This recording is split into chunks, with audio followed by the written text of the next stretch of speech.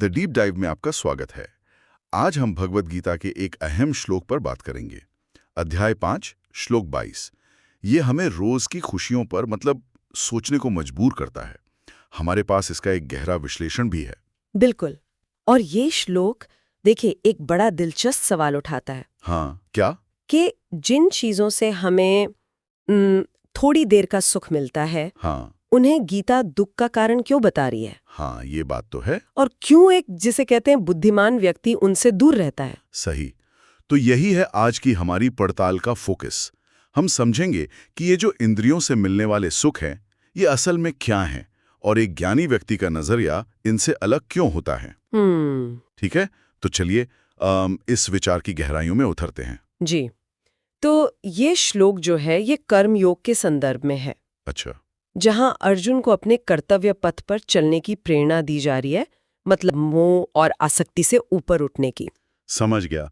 तो श्लोक कुछ इस तरह है। ये ही संस्पर्शजा भोगा दुःख योनय एवति। आद्यन्तवन्तः कौन्तेय न तेषु रमते बुधः। हाँ, यानी हे कुंती पुत्र, इंद्रियों और उनके विषयों के संपर्क से जो सुख पैदा होते हैं, जिन्हें संस्पर्शजा भोगा कहा गया है। हाँ, वे निश्चय ही दुख के ही उत्पत्ति स्थान हैं। दुःख योनय। वे आदि और अंत वाले हैं, यानी अस्थायी। आद्यन्तवन्तः। इसलिए बुद्धिमान पुरुष उनमें नहीं रमता, यानी बुधा। बिल्कुल। तो यहाँ संस्पर्शजा भोगा मतलब वो सारे सुख जो हमारी इंद्रियों के बाहरी चीजों से जुड़ने पर मिलते हैं। जैसे कुछ अच्छा देखना, सुनना, चखना, महसूस करना। बिल्कुल। और आद्यंतवंता तो साफ है, ये टिकते नहीं हैं, शुरू होते हैं और खत्म हो जाते हैं। लेकिन मुझे जो सबसे चौंकाने वाला हिस्सा लगता है वो है दुःख योनया। हाँ, कि ये सुख दुख के गर्भ से ही जन्मे हैं, दुख ही इनकी जड़ है। ये सुनने में थोड़ा अजीब नहीं लगता? हम तो इन्हें खुशी मानते हैं। देखिए यही इस श्लोक का असली मर्म है। वो ये नहीं कह रहा कि ये सुख होते ही नहीं है। अच्छा। बल्कि वो कह रहा है कि इनकी प्रकृति, इनका स्वभाव ही ऐसा है कि इनके पीछे दुख जुड़ा हुआ है, अनिवार्य रूप से। वो कैसे? देखिए दो मुख्य कारण हैं। हाँ। एक तो जैसा आपने कहा, ये बाहरी संपर्क पर निर्भर है। वो चीज या स्थिति हटी तो सुख भी गया। हाँ। दूसरा, क्योंकि ये अस्थायी है, आद्यंतवंता है, इनका अंत निश्चित है। और किसी भी पसंद की चीज का अंत वो अपने आप में एक तरह का दुख या खालीपन लाता है ना? हाँ, ये बात तो है। तो एक चक्र बन जाता है। इच्छा हुई, चीज मिली, सुख हुआ, चीज गई या मन भर गया, फिर दुख या असंतोष, और फिर नई इच्छा। ये चलता रहता है। हाँ, ये बात तो अनुभव में आती है। जैसे कोई नया फोन खरीदो, शुरू में बड़ा मजा आता है। हाँ। फिर कुछ दिन में वो नॉर्मल हो जाता है। या सोशल मीडिया पे कोई तारीफ मिली, वो खुशी भी बस थोड़ी देर की। बिल्कुल। मन फिर कुछ और ढूंढने लगता है। तो शायद यही पैटर्न है जिसकी तरफ श्लोक इशारा कर रहा है। एक कभी ना खत्म होने वाली दौड़ जैसी। बिल्कुल बिल्कुल वही। और देखिए अलग अलग जो दार्शनिक हुए हैं, उन्होंने इस विचार को अपने अपने तरीके से समझाया है। हमारे स्रोत विश्लेषण में कई महत्वपूर्ण व्याख्याएं दी गई हैं। अच्छा, जैसे क्या? अगर हम उन्हें देखें तो कुछ मुख्य धाराएं नजर आती हैं। एक धारा है अद्वैत वेदांत की, जैसे आदि शंकराचार्य। वो मानते हैं कि सुख असल में अज्ञान मतलब अविद्या का नतीजा है। अविद्या? हाँ, हम बाहरी चीजों में स्थायी सुख ढूंढते हैं जो वहां है ही नहीं। सच्चा न बदलने वाला आनंद तो आत्मा में है, अपने असली स्वरूप में। अच्छा। तो बुध यानी जो ज्ञानी है, जिसे आत्मा और अनात्मा का फर्क पता है, वो इस बाहरी भ्रम में नहीं पड़ता। तो ये एक तरह से विवेक सही समझ की बात हुई। और क्या नजरिया है? हाँ। दूसरा एक प्रमुख दृष्टिकोण है जो भक्ति और कर्म पर ज्यादा जोर देता है, जैसे रामानुजाचार्य या फिर स्वामी विवेकानंद के विचारों में ये झलकता है। वो क्या कहते हैं? रामानुजाचार्य कहते हैं कि इन भोगों में बहुत ज्यादा आसक्ति हमें ईश्वर से या अपने जीवन के परम लक्ष्य से दूर ले जाती है। तो बुद्धिमान व्यक्ति क्या करता है? वो अपनी इंद्रियों को, अपनी ऊर्जा को भगवान की सेवा में या किसी ऊंचे अच्छे काम में लगाता है, क्षणिक सुखों में नहीं फंसता। अच्छा, ऊर्जा को सही दिशा देना, फोकस बदलना। बिल्कुल। और स्वामी विवेकानंद इसे इच्छा शक्ति और चरित्र निर्माण से जोड़ते हैं। उनका मानना था कि जो इंसान बस भोग विलास में ही डूबा रहता है, वो जीवन में कुछ बड़ा, कुछ महान हासिल नहीं कर सकता। सही बात है। बुद्धिमान वो है जो अपनी विल पावर से, अपनी इच्छा शक्ति से इन छोटे मोटे प्रलोभनों पर काबू पा लेता है और अपनी ऊर्जा को कंस्ट्रक्टिव कामों में लगाता है। और स्वामी चिन्मयानंद की व्याख्या का भी जिक्र है, वो भी काफी व्यावहारिक सी लगती है। उनका वो उदाहरण था ना कि गर्मी में ठंडी हवा अच्छी लगती है, हाँ बिल्कुल, पर सर्दी में वही हवा दुख देती है। हाँ, वो इसी द्वंद्वात्मक प्रकृति की बात करते हैं कि हर इंद्रिय सुख के साथ उसका उल्टा, उसका दुख जुड़ा हुआ है, क्योंकि वो बाहरी परिस्थितियों पर निर्भर है। अच्छा। परिस्थिति बदली तो सुख दुख में बदल सकता है। इससे यही साबित होता है कि ये सुख भरोसेमंद नहीं है, स्थायी नहीं है। तो कुल मिलाकर चाहे हम इसे अज्ञान कहें या भटकाव कहें या कहें कि ये बस अस्थाई है, सारी व्याख्याएं एक बात पर सहमत हैं कि इन बाहरी सुखों में रमना, उनमें खो जाना, ये बुद्धिमानी नहीं है। सही। ये बात सोचने वाली तो है, लेकिन एक सवाल मन में आता है, क्या आज के समय में जब साइंस इतनी आगे बढ़ गई है, ये हजारों साल पुरानी बातें उतनी ही रिलेवेंट हैं? ये सवाल बहुत महत्वपूर्ण है और मजे की बात यह है कि आज का विज्ञान, खासकर न्यूरोसाइंस और मनोविज्ञान, वो अनजाने में ही गीता के श्लोक की बातों को कंफर्म करते नजर आते हैं। सच में? वो कैसे? देखिए, जब हमें कोई पसंद की चीज मिलती है, मान लीजिए स्वादिष्ट खाना खाया या सोशल मीडिया पर लाइक्स मिले या शॉपिंग की, हाँ, तो हमारे दिमाग में केमिकल रिलीज होता है, डोपामाइन। हाँ, डोपामाइन के बारे में तो सुना है। इससे हमें अच्छा महसूस होता है, एक इनाम जैसा लगता है। ये हमारा रिवॉर्ड सिस्टम है। ठीक है। पर यहाँ दो बातें ध्यान देने वाली हैं। एक, ये डोपामाइन का असर थोड़ी देर रहता है, अस्थायी होता है। और दूसरा, हमारा दिमाग जल्दी ही इसका आदी हो जाता है।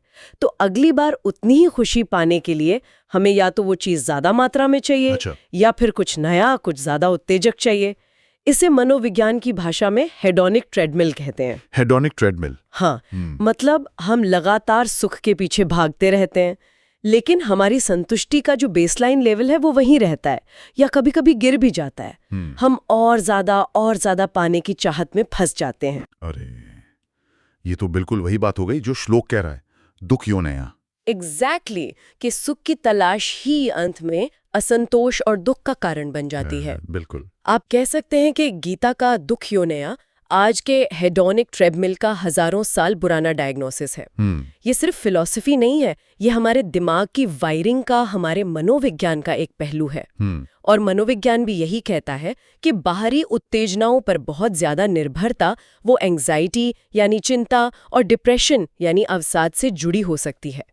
जबकि आंतरिक शांति, संतोष और माइंडफुलनेस यानी सचेतनता जो इस श्लोक का इशारा है, वो मेंटल हेल्थ के लिए फायदेमंद है। और शायद शरीर पर भी इसका कुछ असर पड़ता होगा इन भोगों का। निश्चित रूप से।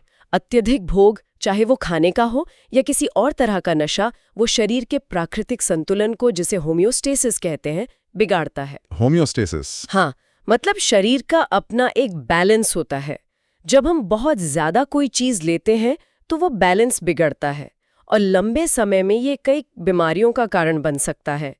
तो संयम और संतुलन, जिसकी तरफ गीता इशारा करती है, वो शारीरिक स्वास्थ्य के लिए भी जरूरी है। ठीक है, तो ये समझ में आ गया कि इंद्रिय सुख क्षणिक हैं, उनके पीछे दुख जुड़ा है और साइंस भी कहीं ना कहीं इसी तरफ इशारा कर रहा है। हाँ। लेकिन अब बड़ा सवाल ये है कि इस ज्ञान का करें क्या रोजमर्रा की जिंदगी में? ये सिर्फ किताबी बात न रह जाए, हम इसे अपने जीवन में उतारें कैसे? बिल्कुल सही सवाल। यहीं पर असली चुनौती है और अवसर भी। हमारा जो स्रोत विश्लेषण है वो इसे विवेक यानी सही गलत की पहचान और वैराग्य यानी अनासक्ति या डिटैचमेंट, इसके अभ्यास से जोड़ता है। विवेक और वैराग्य, ये सुनने में थोड़े भारी शब्द लगते हैं। हाँ, लगते हैं, पर इन्हें बहुत छोटे छोटे प्रैक्टिकल तरीकों से जीवन में लाया जा सकता है। जैसे कि? अगर हम व्यक्तिगत स्तर पर बात करें तो क्या कर सकते हैं? एक बहुत आसान तरीका है माइंडफुल ईटिंग, सचेतन भोजन। Mindful eating? हाँ, मतलब जब खाएं तो सिर्फ स्वाद के पीछे न भागें। भोजन की बनावट कैसी है, उसका रंग कैसा है, उसकी गंध कैसी है, इस पर ध्यान दें। सोचें कि ये कहाँ से आया, ये शरीर को कैसे पोषण देगा। एक तरह की कृतज्ञता महसूस करें। इससे क्या होता है कि हम केवल जीभ के सुख, संस्पर्शजा भोग से थोड़ा ऊपर उठते हैं और भोजन के साथ एक गहरा, ज्यादा सार्थक रिश्ता बनाते हैं। ये तो दिलचस्प है। और आजकल की जो डिजिटल दुनिया है उसके बारे में? उसके लिए डिजिटल डिटॉक्स बहुत ज़रूरी हो गया है। दिन का या हफ्ते का कुछ समय तय करें जब आप फ़ोन, लैपटॉप, टीवी इन सब से बिल्कुल दूर रहेंगे। मुश्किल है पर ज़रूरी लगता है। हाँ, उस समय में बस अपने साथ बैठें, अपनी सांसों पर ध्यान दें या बाहर प्रकृति को देखें। ये हमें बाहरी उत्तेजनाओं पर अपनी निर्भरता को पहचानने और धीरे धीरे कम करने में मदद करता है। स्रोत में और एक तकनीक का जिक्र था, इच्छा विलंब या डिजायर पोस्टपोनमेंट। हाँ, यानी जब कोई इच्छा हो तो उसे तुरंत पूरा ना करना। हाँ, ये बहुत शक्तिशाली अभ्यास है। जब कोई चीज खरीदने की तेज इच्छा हो या कुछ ऐसा खाने की जो जरूरी नहीं है, तो खुद से कहें, ठीक है, मैं इसे कल करूंगा या कल खरीदूंगा। अक्सर आप पाएंगे कि 24 घंटे बाद वो इच्छा या तो बहुत कम हो जाती है या गायब भी हो जाती है। अच्छा, ये हमें अपने आवेगों का गुलाम बनने से बचाता है। विवेक को, सोचने समझने की शक्ति को काम करने का मौका मिलता है। ये सब वैराग्य के ही छोटे छोटे प्रैक्टिकल अभ्यास हैं। खुद पर काबू पाने की ये बात तो समझ आती है, लेकिन ये सिर्फ निजी इच्छाओं तक ही सीमित नहीं है शायद। ये हमारे रिश्तों में भी उतनी ही अहम हो जाती है ना? खासकर जब बात आकर्षण की हो। स्रोत विश्लेषण में रिश्तों का भी जिक्र है कि शुरुआत अक्सर संस्पर्शजा यानी इंद्रिय आकर्षण से होती है। हाँ, ये एक बहुत नाजुक लेकिन महत्वपूर्ण पहलू है।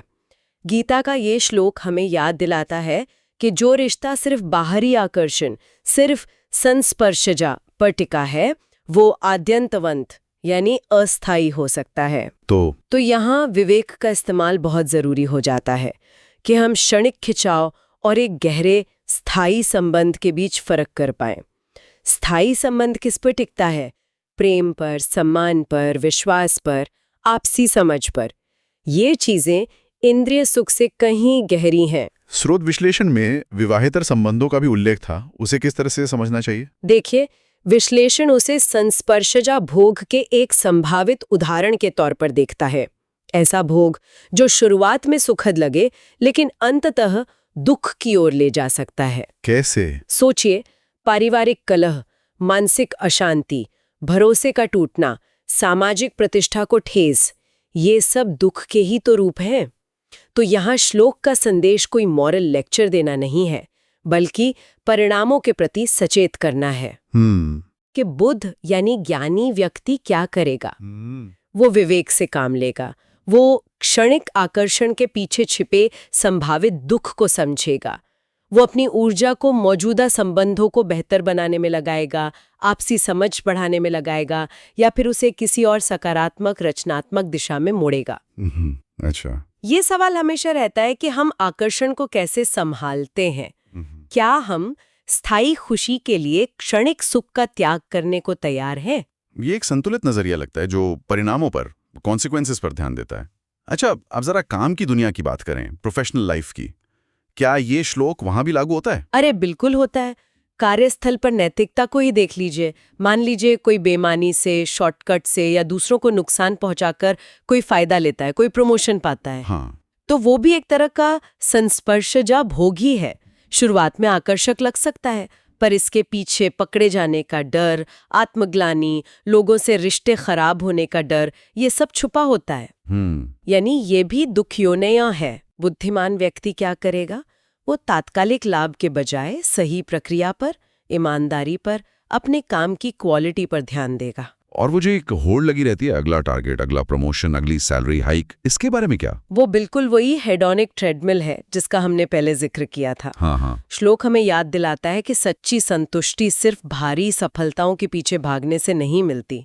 अपने काम में महारत हासिल करना, कुछ नया सीखना, अपनी टीम के साथ मिलकर कुछ अच्छा बनाना, किसी की मदद करना, इन चीजों से जो संतोष मिलता है वो ज्यादा गहरा और टिकाऊ होता है। सही कहा। एक लीडर के तौर पर भी सोचें, सिर्फ भारी इनाम जैसे बोनस या इंसेंटिव देना काफी नहीं है। अगर हम अपनी टीम के सदस्यों को उनके काम का महत्व समझाएं, उन्हें सीखने और आगे बढ़ने में मदद करें, उनमें गर्व की भावना जगाएं, तो वो प्रेरणा ज्यादा स्थायी होगी। तो कुल मिला के बात ये समझ आ रही है कि ये जो बाहरी सुख हैं, जो हमारी इंद्रियों के बाहरी चीजों के संपर्क से पैदा होते हैं, हाँ, वे अपने स्वभाव से ही अस्थायी हैं और अक्सर अपने पीछे असंतोष या दुख छोड़ जाते हैं। बिल्कुल। और असली टिकाऊ शांति या खुशी जो है वो भीतर से आती है, वो बाहरी हालात पर कम निर्भर करती है। आपने बिल्कुल सार पकड़ लिया। और आज की जो भागदौड़ भरी दुनिया है, उपभोक्तावादी दुनिया, जहां हमें लगातार बाहरी चीजों की ओर खींचा जाता है, विज्ञापन है, सोशल मीडिया है, इस माहौल में इस श्लोक की प्रासंगिकता मुझे लगता है पहले से भी ज्यादा है। सही बात है। ये हमें एक पल रुककर सोचने को कहता है कि हम असल में खोज क्या रहे हैं। क्या हम बस क्षणिक उत्तेजनाओं के पीछे भाग रहे हैं या सच्ची स्थायी शांति की तलाश में हैं? ये डिजिटल युग में मानसिक स्थिरता पाने के लिए, अति उपभोग के बजाय संतोष और सादगी अपनाने के लिए और जीवन में गहरे अर्थ की तलाश करने के लिए एक कालातीत मार्गदर्शन है। और जो लोग हमें सुन रहे हैं उनके लिए ये समझ कैसे मददगार हो सकती है रोजमर्रा की जिंदगी में? देखिए, ये समझ हमें अपनी इच्छाओं को बेहतर ढंग से पहचानने और उन्हें मैनेज करने में मदद करती है।